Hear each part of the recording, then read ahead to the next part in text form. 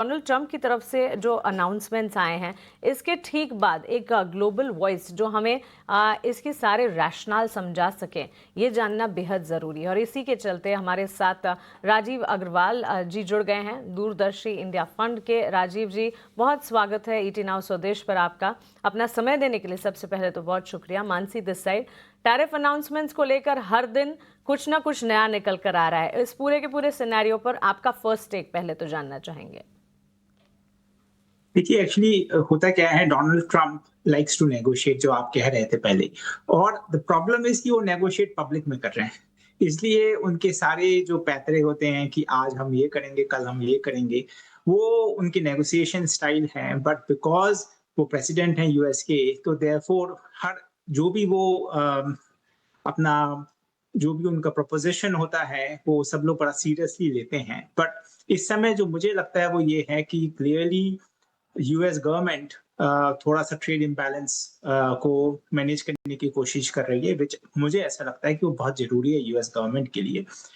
कैसे कर रही है, किस हिसाब से वो जा रही है, कैसे कंट्री से नेगोशिएट कर रही है, उसमें हमारा सबका अलग अलग व्यू हो सकता है। बट ये जो ड्राइव है यूएस गवर्नमेंट की कि हम ट्रेड डेफिसिट को कम करें, मेरे हिसाब से वो जरूरी है यूएस गवर्नमेंट और यूएस इकोनॉमी के लिए। और वो होपफुली इस साल सारा कुछ रिजॉल्व हो जाएगा।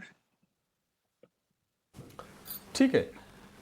राजीव जी, अब ये बताइए कि बातें चल रही हैं, नेगोशिएशंस हो रहे हैं और 26% टैरिफ का अनाउंसमेंट तो किया था। और अगर हम ट्रेंड देखेंगे तो जो बाकी जो एशियन कंट्रीज हैं, कोई ज़्यादा बदलाव है नहीं।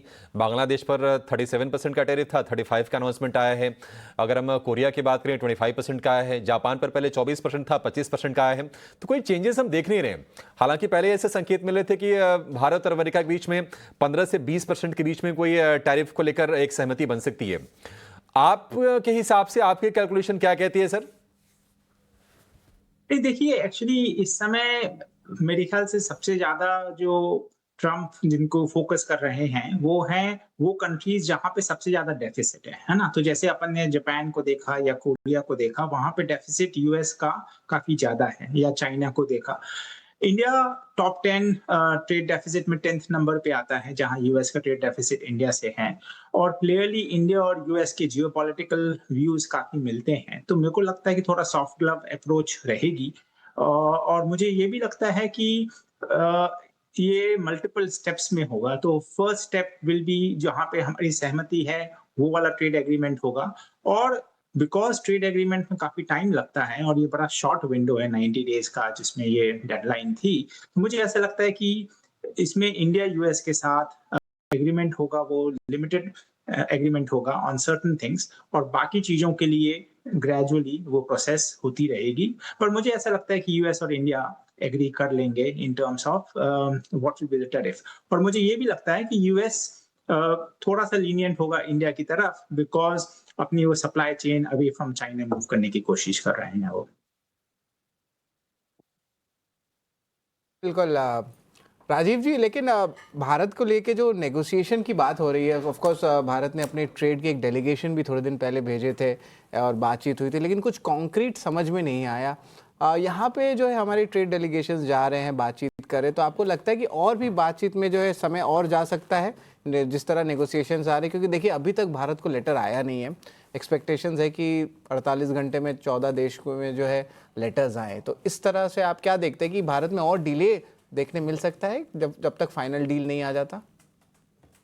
नहीं, बिल्कुल वो भी हो सकता है। देखिए, अब उन्होंने पहले जो जुलाई 9th क्या डेडलाइन था, उसको 1 अगस्त तो हो ही गई है वो। तो यदि पहली बात तो लेटर नहीं आना इज अ बिग पॉजिटिव, कि लेटर नहीं आया है, तो कम से कम एटलीस्ट वो 10% जो था वही चल रहा है इन द इंटरिम।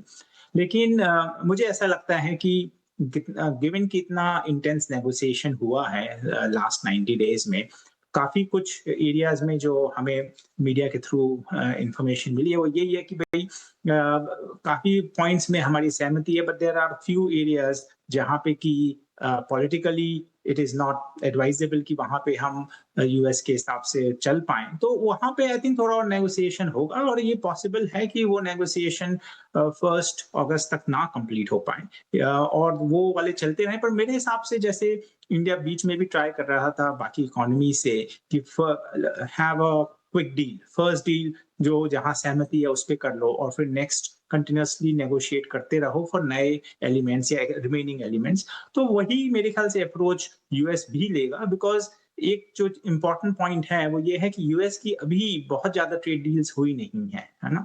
तो देयरफॉर यूएस भी ये कोशिश करेगा दिखाने की कि देखो हमारी ट्रेड डील होती जा रही है, ताकि बाकी कंट्रीज भी कोशिश करें और उसको रैप अप करें। तो मुझे ऐसा लगता है कि गिवन दैट इंडिया यूएस का कुछ ना कुछ एग्रीमेंट हो जाएगा, यदि जुलाई 9 तक नहीं होता तो बाय अगस्त 1, और वही मार्केट भी एक्सपेक्ट कर रहा है।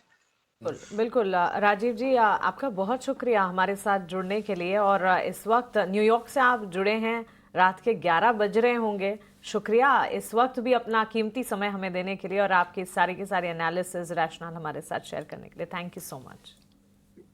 Thank you.